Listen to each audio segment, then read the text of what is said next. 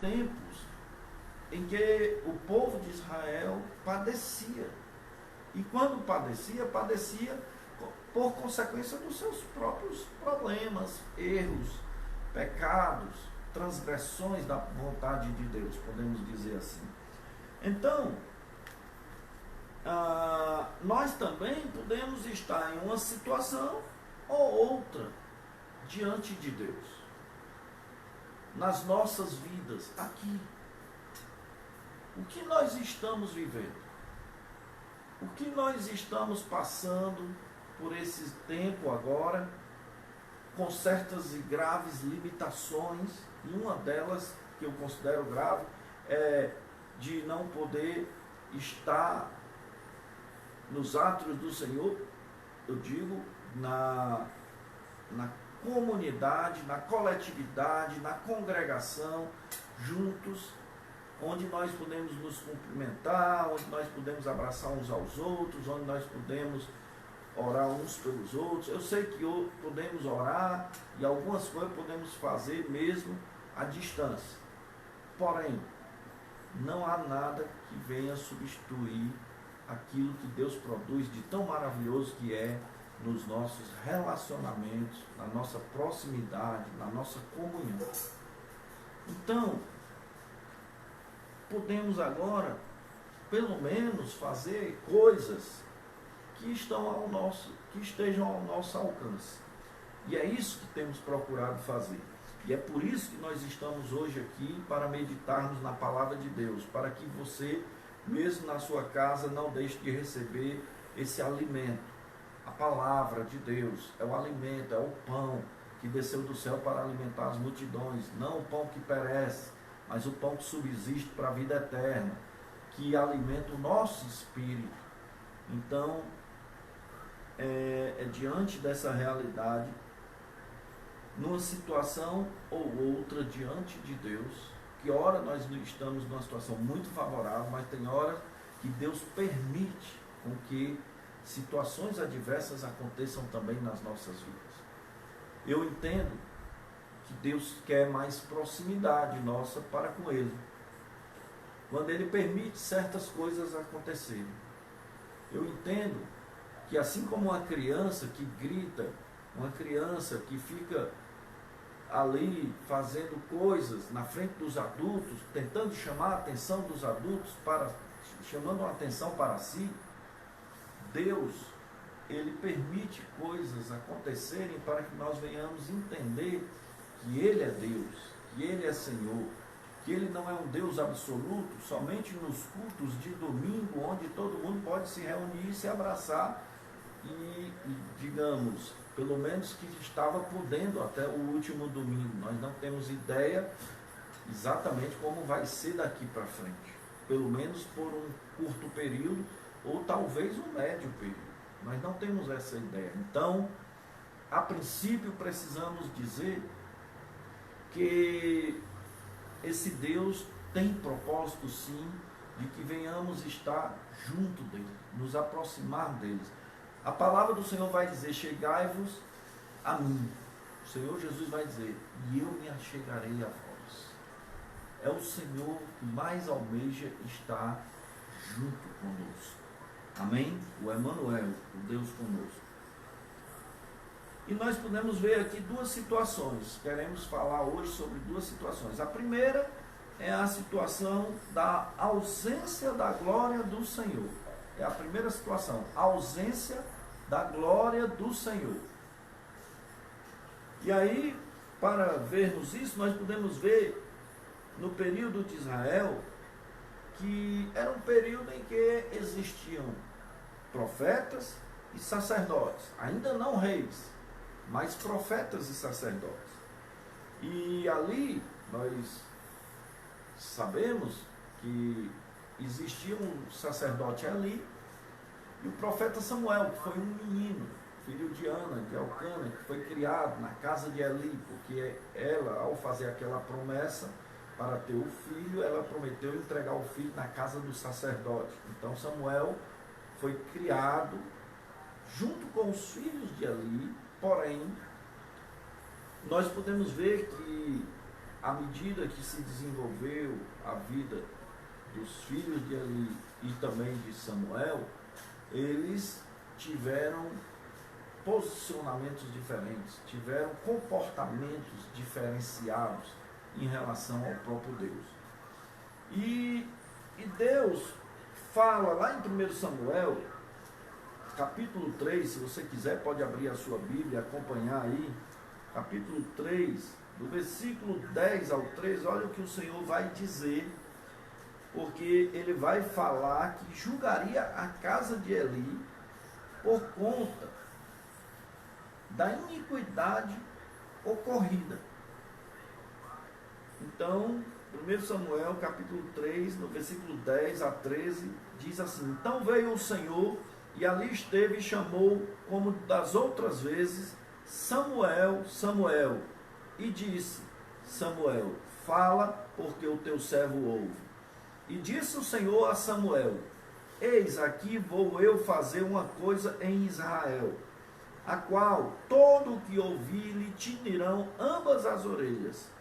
Naquele mesmo dia, suscitarei contra Eli tudo quanto tenho falado contra a sua casa. Começá-lo-ei e acabá-lo-ei, porque eu já lhe fiz saber que julgarei a sua casa para sempre, pela iniquidade que ele bem conhecia, porque fazendo-se os seus filhos execráveis, não os repreendeu. Então, meus irmãos, Deus estava aqui falando por intermédio de Samuel o que ele haveria de fazer sobre a casa de Eli. Ora, Eli era um sacerdote, mas como viviam os filhos de Eli? Eli, como sacerdote da casa de Deus, ele foi um sacerdote também da sua casa, do seu lar?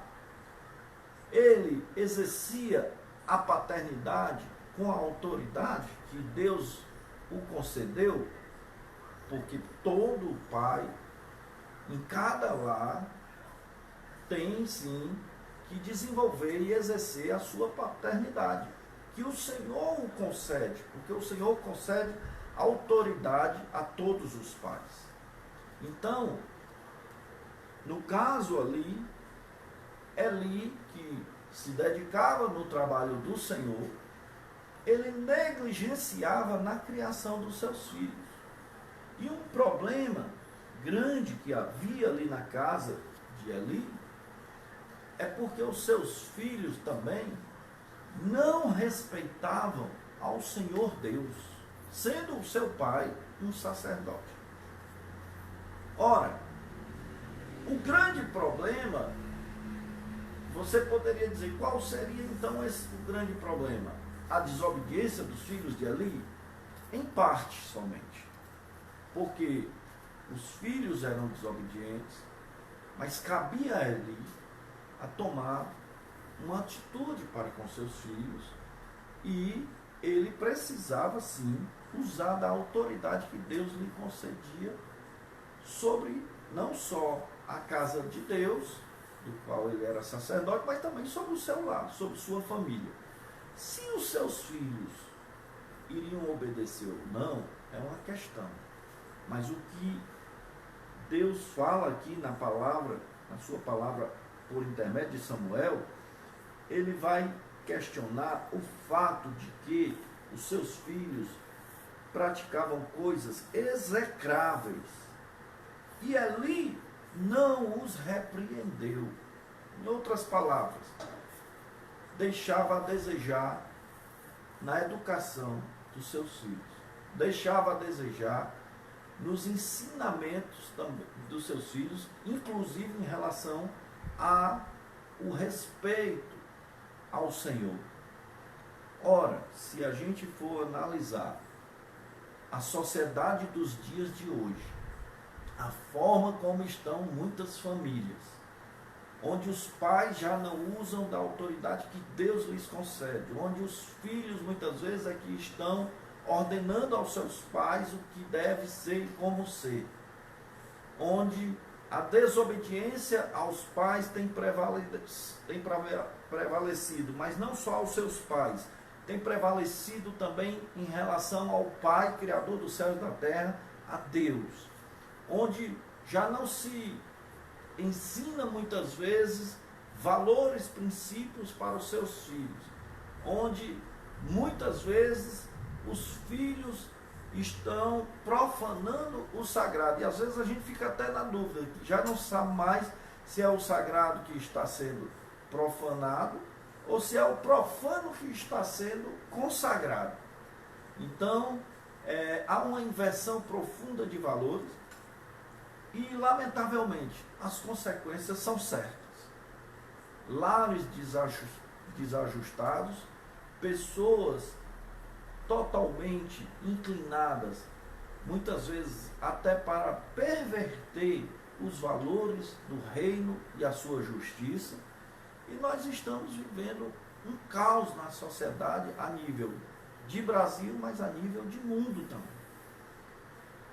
Nós louvamos ao Senhor porque Ele tem operado, Ele não tem se calado, Ele não tem nos abandonado, Ele nos corrige, Ele nos repreende, porque um pai, quando ele ama, ele não só fala palavras bonitas e agradáveis, ele também repreende, ele também corrige, ele também ensina, ele também exige aquilo que deve ser feito.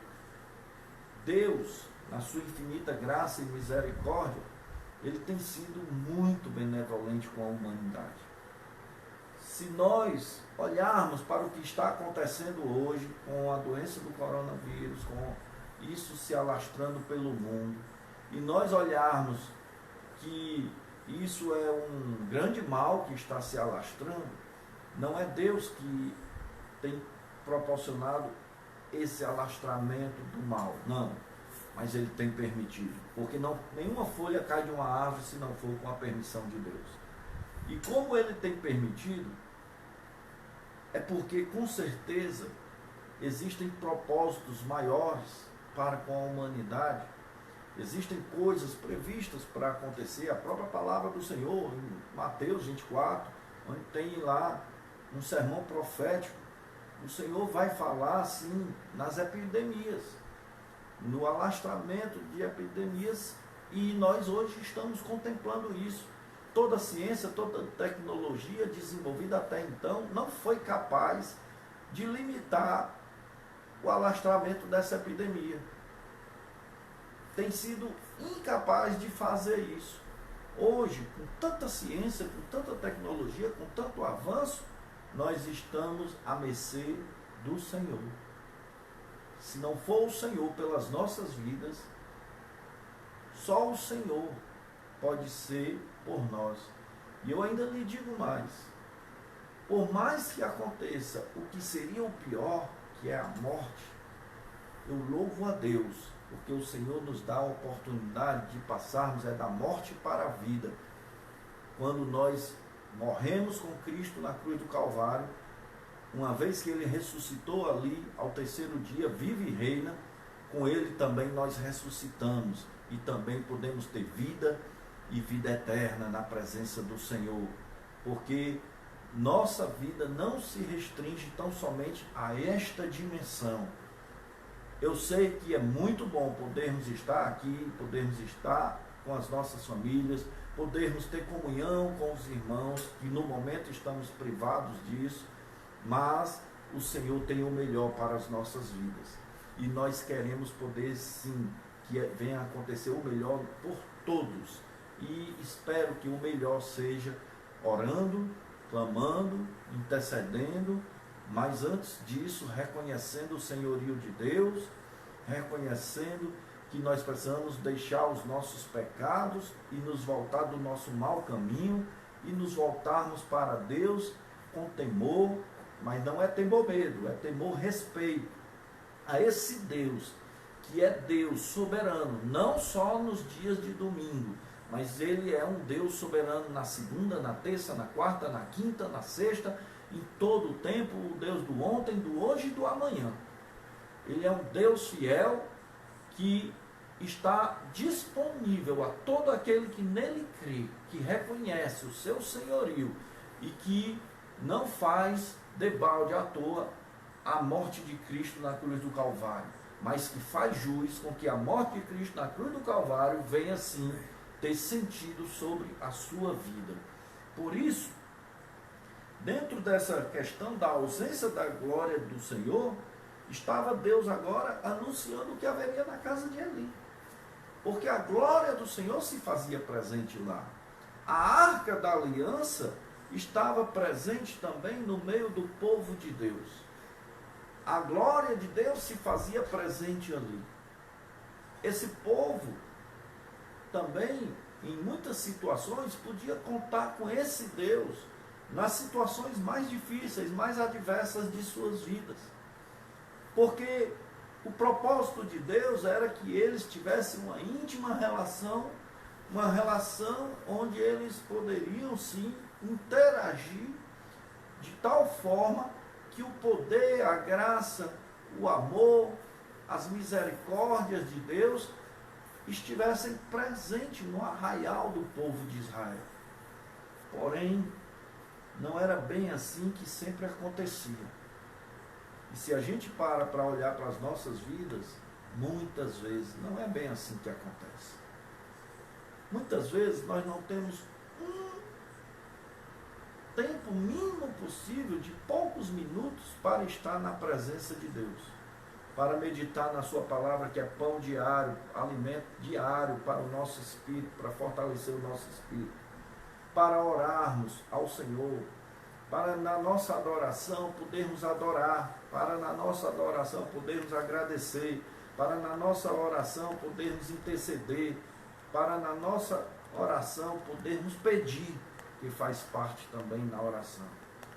Quantas vezes as pessoas estão saindo de casa, correndo, desesperados, em busca tão somente de tudo que se envolve nesta vida e de tudo que faz parte desta vida, em tudo que se busca nessa vida, e o Criador, aquele que nos ama, aquele que quer também interagir e fazer parte do nosso viver, que quer também estar não só nos momentos ruins, mas também nos momentos de celebração e de alegria, ele fica fora dos nossos planos, da nossa vida. Hoje, nós estamos em casa, e não só por essas horas, não só por esse momento que você nos assiste. Nós estamos em casa porque nem podemos sair. Porque coisas que estão acontecendo lá fora são coisas que estão forçando e criando uma situação para que realmente venhamos estar em casa, parados, ou não, fazendo alguma coisa, alguma atividade, mas não tanto aquele ritmo desenfreado, aquele ritmo alucinante, onde as pessoas passam a viver somente o aqui e agora. Você agora tem que parar o aqui e agora, você tem que agora buscar algumas coisas da sua história, rever sua vida. Você agora tem tempo e precisa olhar também para o seu futuro, para o amanhã. O amanhã não nos pertence. Como você está hoje? Como está a sua alma? Como está o seu espírito?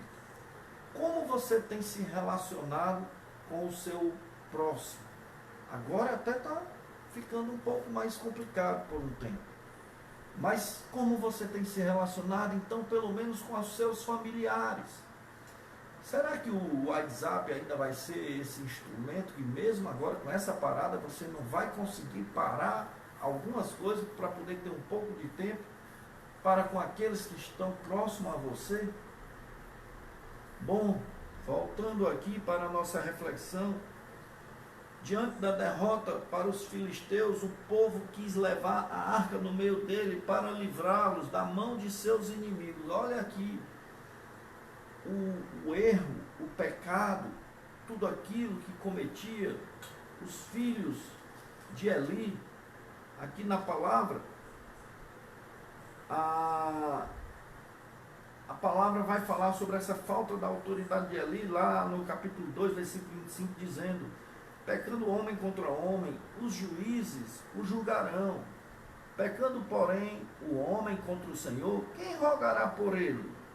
Isso era Eli falando com seus filhos. Ele até chamava, conversava, falava, mas ele não os repreendia com aquilo que se fazia necessário realmente. O que era impor limites? Era impor respeito aos seus filhos perante o Senhor, para que eles viessem a respeitar o Senhor, reconhecer o senhorio de Deus sobre todos eles. E quando ele faz essa indagação, ele está dizendo o seguinte: vocês são loucos, porque se vocês pecassem contra outros seres humanos igual a vocês, aí os juízes os julgariam. Pecando homem contra o Senhor, ou seja, vocês pecando contra o Senhor, quem rogará por vocês? Quem irá agora falar por vocês? Se vocês pecam é contra o próprio Senhor. Ora, não devemos pecar contra o nosso próximo, mas quando nós erramos contra o nosso próximo, nós ainda podemos ser julgados aqui. Mas quando se peca contra o próprio Deus ou diretamente a Deus, quem vai interceder por vós? Isso me faz lembrar o que aconteceu no julgamento do mensalão, onde tiveram homens que confiavam tanto no STF. O que é que eles fizeram? Eles não quiseram ser julgados no STJ, que era onde eles deveriam de fato ser julgados. E lá ainda caberia recurso, caso as coisas não dessem certo para eles. Mas eles pleitearam para serem julgados pelo STF, que é última instância. Acima do STF não tem mais quem julgue. Então, eles cometeram uma loucura igual os filhos de Eli.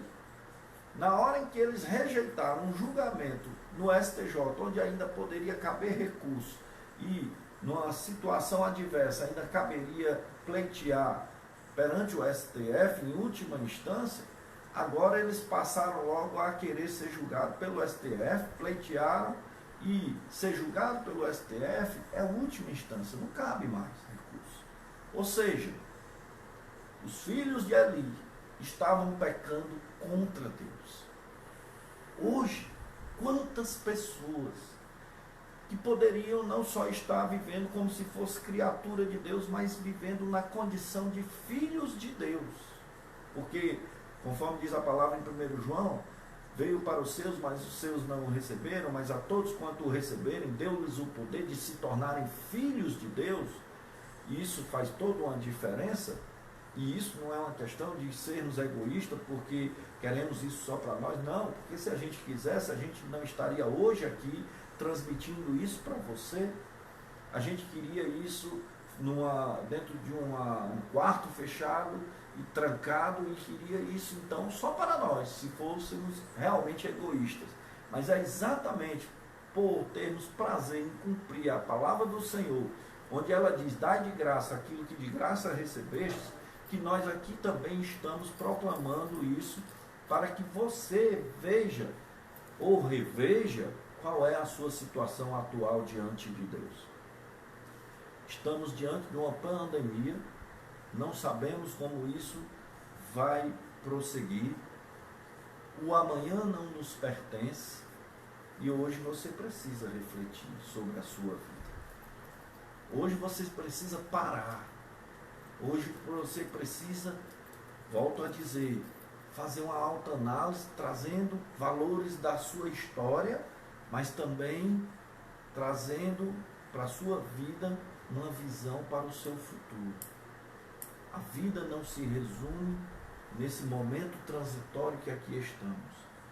Os filhos de Eli não tinham cuidado com isso, poucos se importavam com isso.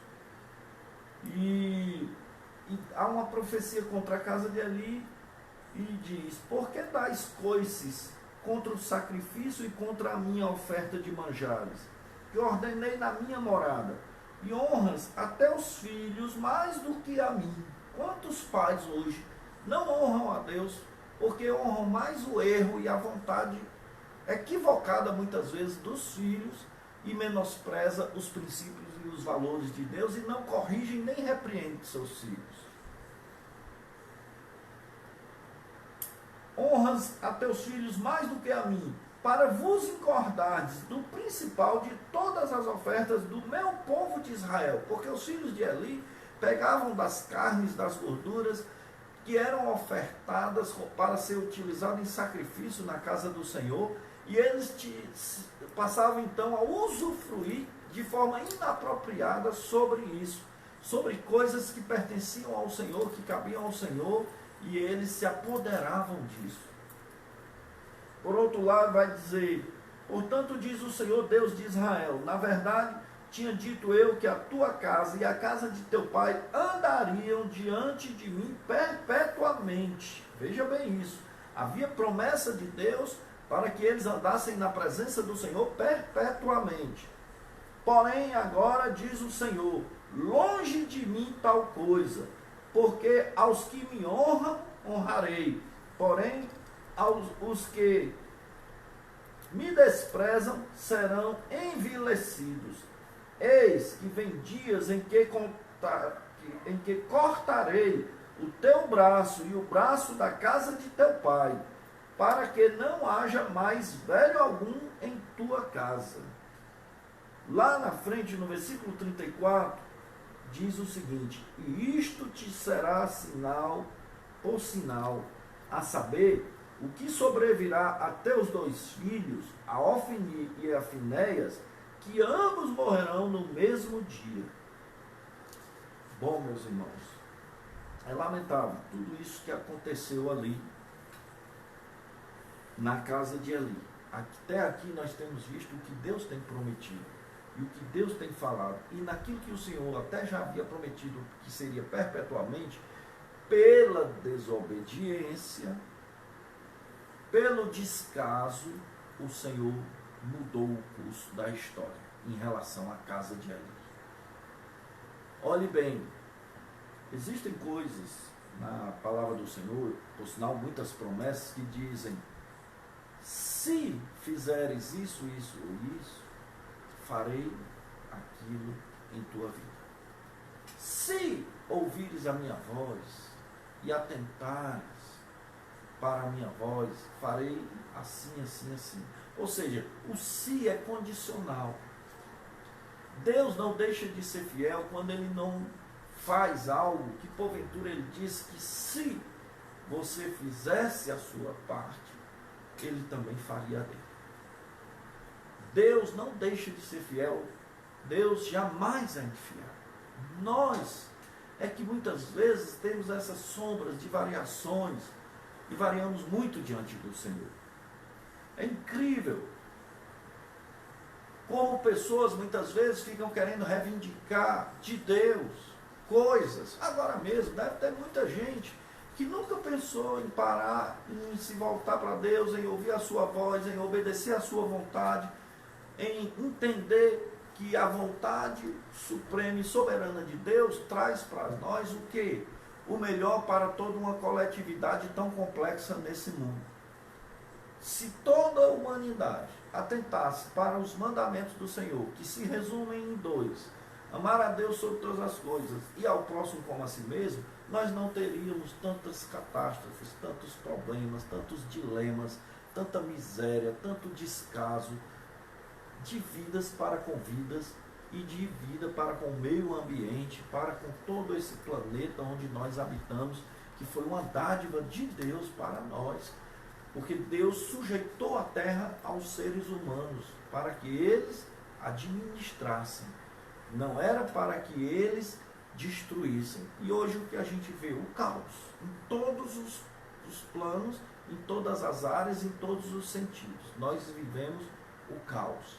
Então, dentro daquilo que Deus vem falar para nós, trazendo essa situação da família de Eli, o que aconteceu? O povo de Israel teve que ir para uma guerra, para um combate. E quando teve que ir para um combate, houve um problema seríssimo, porque eles contavam como vitória certa. Sabe por que contavam como vitória certa? Porque a glória de Deus estava com Israel. Porque a arca da aliança estava com Israel. E ali simbolizava a presença de Deus no meio do povo de Deus, do seu povo. Mas, por outro lado, o próprio Eli, sacerdote do Senhor, enfrentando uma adversidade como essa, que é os seus próprios filhos, sem nenhum pudor, sem nenhum respeito ao próprio Deus. E quando acontece o combate com os filisteus, dessa vez a coisa não foi bem como eles achavam que seria. Diz a palavra do Senhor, a partir do versículo, no capítulo 4 de 1 Samuel, no versículo 3, assim: E, tornando o povo ao arraial, disseram os anciãos de Israel: Por que nos feriu o Senhor hoje diante dos filisteus? Tragamos de Siló a arca do concerto do Senhor, e venha no meio de nós, para que nos livre da mão de nossos inimigos. Eles já estavam usando isso como se fosse até um certo amuleto. Sabe, aquele tempo em que tinha pessoas que andavam até com um pé de coelho no bolso traseiro, tinha até uma música que falava nisso, porque dizia lá que não adiantava andar com o pé de coelho no bolso traseiro, quando na verdade não se fazia nada como deveria ser feito. Tem pessoas que acham que ter um amuleto e não obedecer, não ter vida com Deus, não reconhecer o senhorio do Senhor sobre sua vida, é algo que vai suprir. Quantas pessoas não vão para muitos lugares, sobem morros, montanhas, de joelho, pagando promessa, buscando também amuletos, mas durante um ano inteiro vive uma vida dissoluta e quer a solução tão somente por amuletos, por diversas formas de crenças. Ora, nós temos acesso, qualquer um de nós, que ao crermos e reconhecermos o senhorio do Senhor sobre as nossas vidas, nós temos livre acesso a Ele, um Deus vivo, não um Deus morto. Não é só mais Cristo não é só mais um daqueles filósofos da história. Cristo não é só tão somente um revolucionário daquela época. Cristo não é tão somente um homem que andou e que operou milagres aqui na terra, ou até mesmo só mais um dos que ressuscitaram, embora que tantas outras pessoas, não só no tempo do Antigo Testamento, antes de Cristo, como também depois, há registros bíblicos de pessoas que também ressuscitaram, como Lázaro, por exemplo, mas que há uma grande diferença, nós podemos deixar isso aí bem frisado, porque todos esses que morreram e chegaram a ressuscitar, todos esses mortais, eles morreram e ressuscitaram, mas num outro momento eles voltaram a morrer e permaneceram mortos, pelo menos fisicamente. Agora, Jesus Cristo, ele morreu e ressuscitou, mas ele vive, reina e permanece vivo até o dia de hoje. E ele te conhece pelo teu nome, ele te sonda, te esquadrinha e sabe qual é o teu pensar. E ele sabe o que você necessita hoje para a sua vida, o quanto você é que necessita dele e não ele de você. Aleluia. Por isso, diante daquela realidade ali, estava agora ali o povo de Israel, Eli sendo ali o sacerdote, um homem representando a espiritualidade, podemos dizer assim, do povo de Israel. E olha, vem agora o povo querer que estraga a arca, leve com eles para o campo de batalha, porque eles estavam perdendo, estavam sendo derrotados pelos filisteus. Levam a arca. Agora, quem leva a arca? Quem carrega essa arca? Olha o que o texto diz. No versículo 4 diz assim: enviou, pois, o povo a Siló e trouxeram de lá a arca do concerto do Senhor dos Exércitos, que habita entre os querubins, e os 2 filhos de Eli, Ofni e Finéias, estavam ali com a arca do concerto de Deus. Vocês estão vendo isso? Nessa hora, quem é que vai levar a arca? Os filhos de Eli, que profanavam o sagrado. Eles eram sim para levar a arca? Eram, mas se eles tivessem vida com Deus. É muito complicado esse negócio, às vezes, de querer desfrutar das benesses de Deus sem querer ter vida com Deus. Ora, muita gente hoje quer só a bênção, mas não quer saber do abençoador. Quer só receber, mas não quer saber de renunciar a algo se for preciso. Quando é que Deus quer que nós venhamos renunciar a alguma coisa?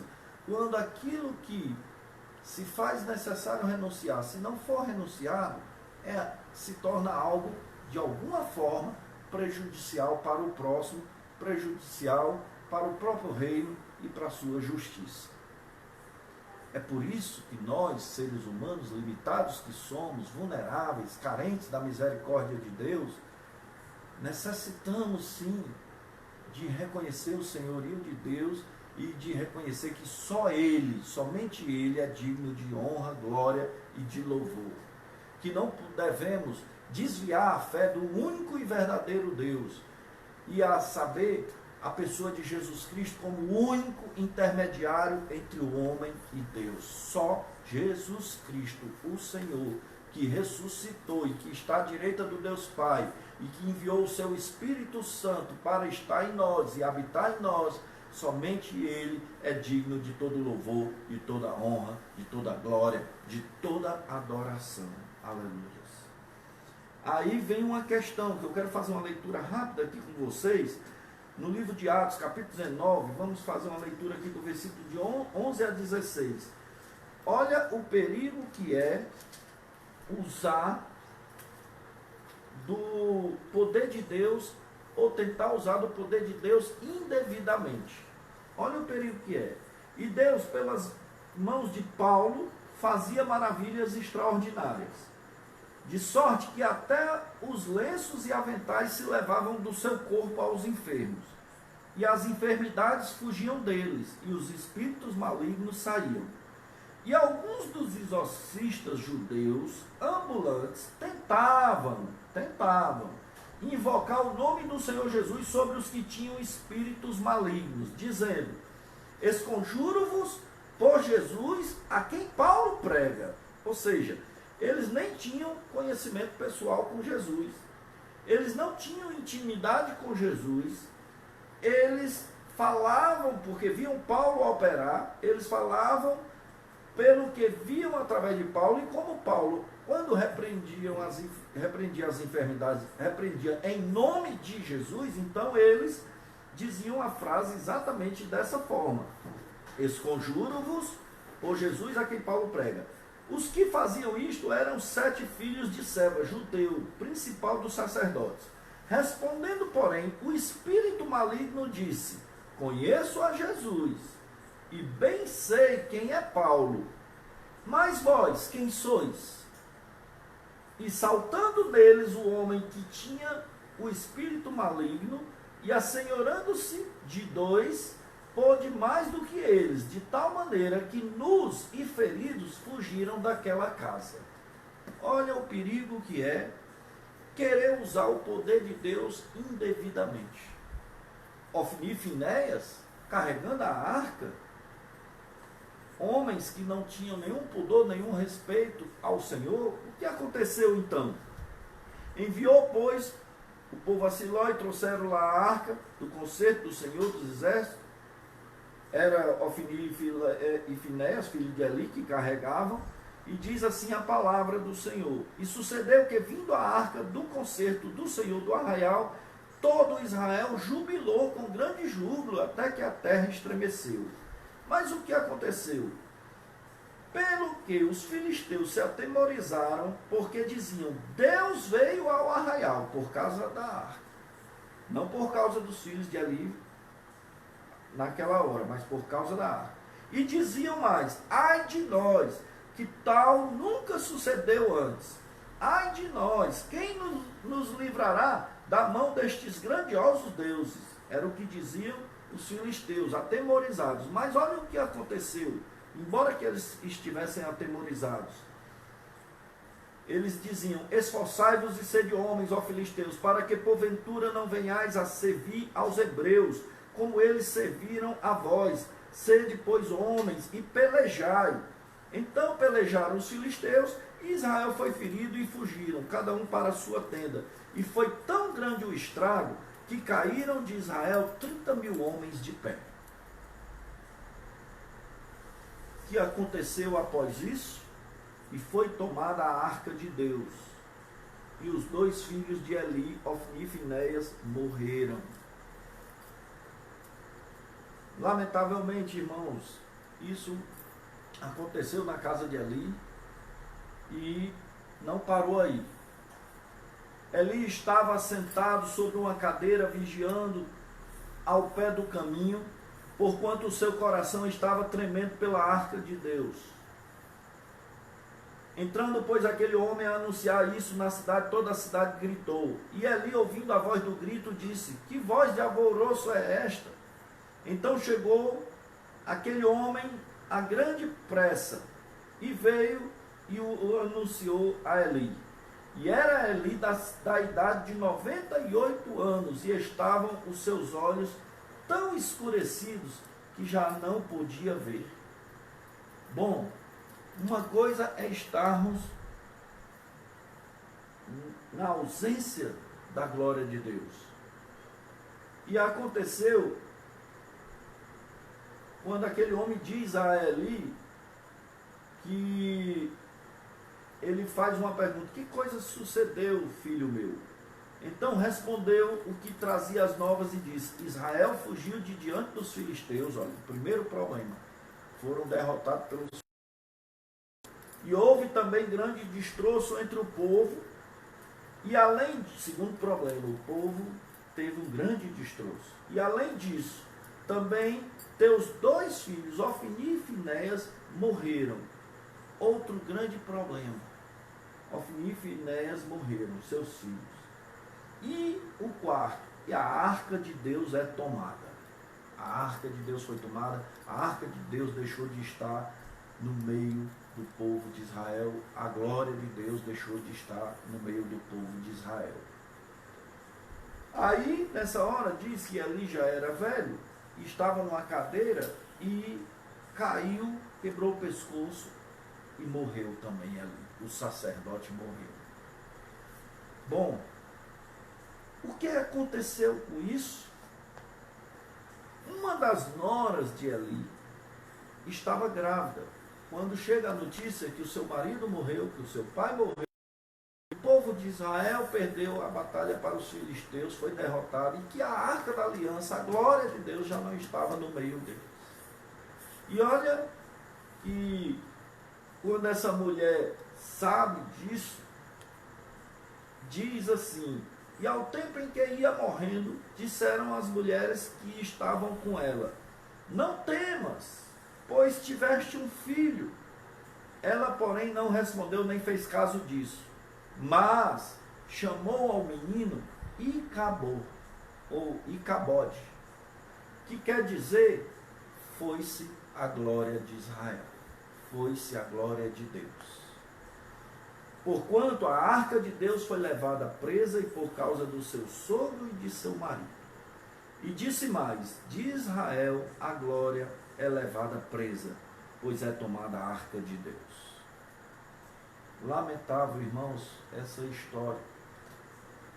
Foi-se a glória de Israel.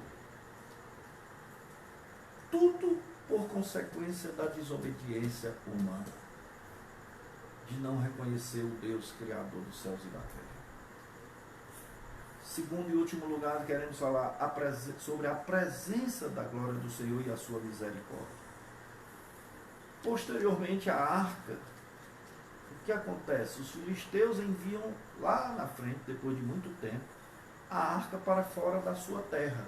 Eles ficaram preocupados por um tempo, porque a arca para Israel era bênção, mas a arca para um povo inimigo não era bênção. E eles se desfizeram da arca. E depois a arca chega a Bet-Semes. E Samuel, depois, chega um momento em que a arca ela vai ser conduzida, os filisteus remeteram a arca do Senhor, conforme diz no capítulo 6, versículo 21, e a arca vai chegar até a casa de Abinadab, no outeiro, e consagraram a Eleazar, seu filho, para que guardasse a arca do Senhor. E a arca volta a estar na presença do Senhor. A arca, com a presença do Senhor, volta a estar no meio de Israel. E aí Samuel, o texto que nós lemos inicialmente hoje, ele passa a exortar o povo a quê? Ao arrependimento. É o caminho. Quando o povo está em rebeldia, quando o povo se distancia de Deus e as adversidades surgem, se levantam, não há outro caminho senão o arrependimento diante do Senhor. Então eles voltam para o caminho do arrependimento. Pelo menos a princípio aqui vem Samuel e os exorta a isso. A arca ficou em Kiriat Jearim, e tantos dias se passaram que chegaram até 20 anos. E lamentava toda a casa de Israel após o Senhor. Havia lamentos perante o Senhor.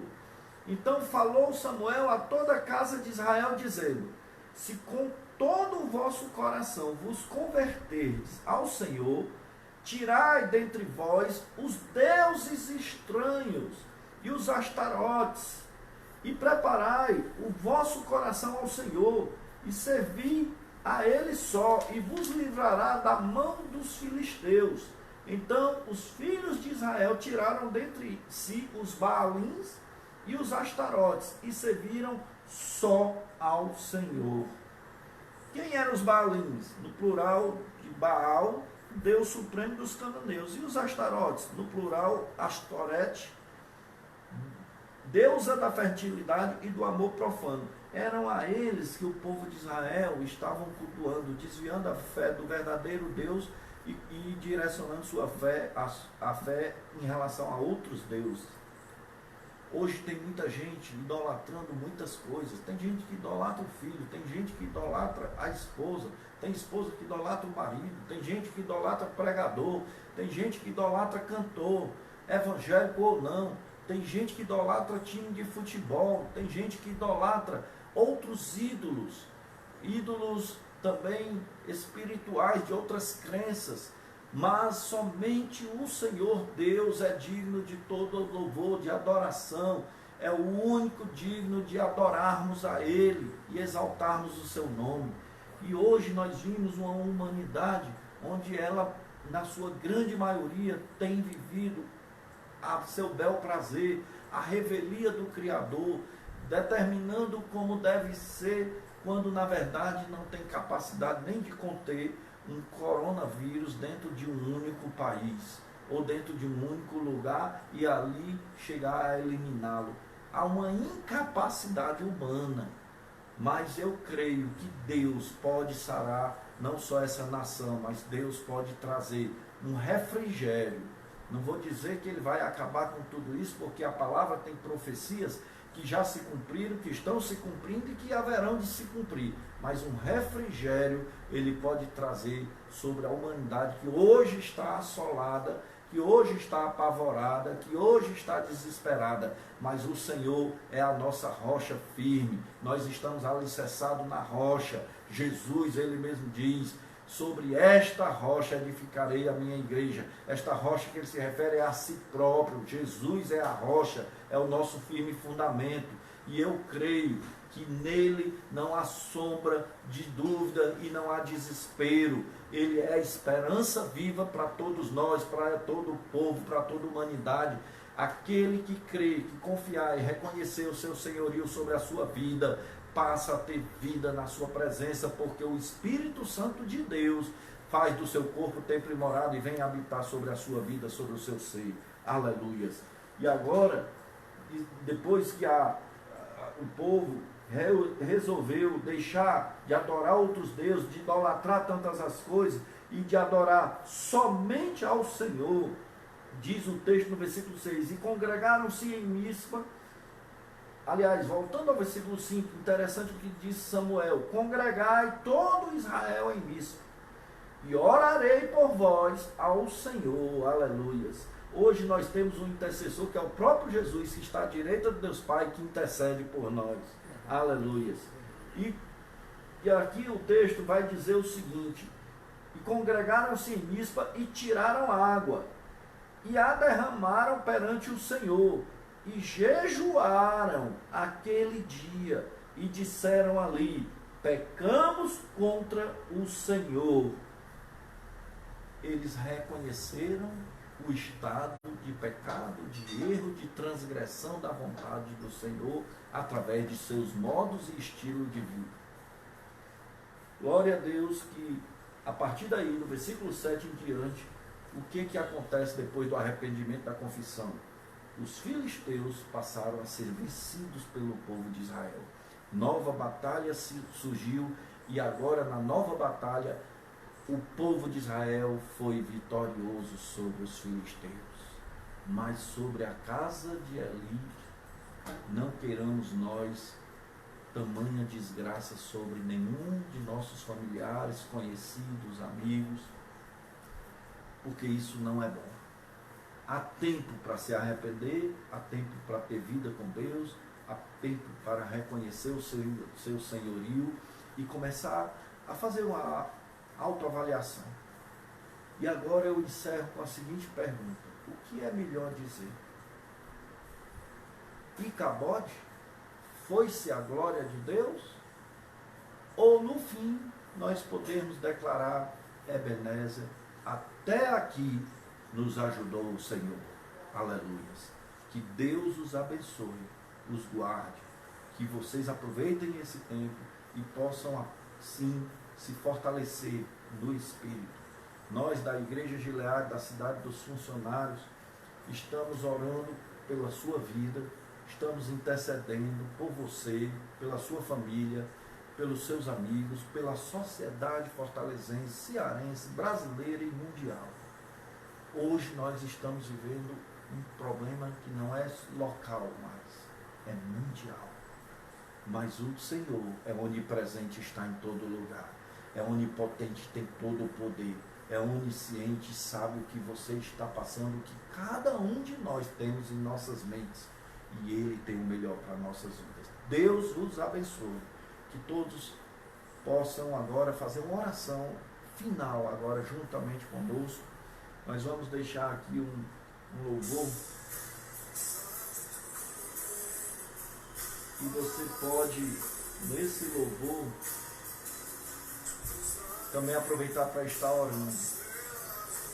Senhor, nosso Deus e Pai, eu te louvo, Senhor, e te agradeço. Nós te agradecemos porque, diante de tudo que tem sido tão difícil, mas Tu sempre tem, Senhor, dá uma solução para que não venhamos ficar isolados plenamente, vazios, desestimulados, desanimados, mas Tu és o Deus que nos dá esperança viva e que nos dá ousadia para nós continuarmos proclamando o Teu Evangelho, para que nós continuarmos orando. E assim nessa hora eu creio, tantos irmãos, tantas irmãs que estão aqui conosco, virtualmente, estão todos online ali, orando e assim falando contigo nessa hora. Vem, Senhor, vem derramar da Tua graça. Queremos Te agradecer por tudo que Tu já tens feito até aqui.